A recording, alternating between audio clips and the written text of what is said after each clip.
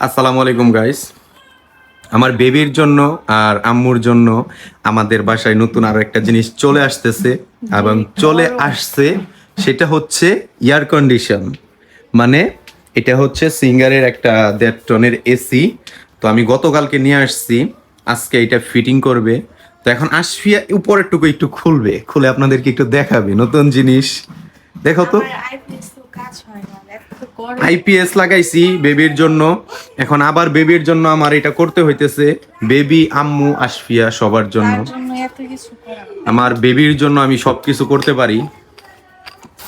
তো এই তো দেখতে পাচ্ছেন আশফিয়া আনবক্স করতেছে। পলিটা টান দাও, হ্যাঁ টান দিয়ে উঠাও। পারবা?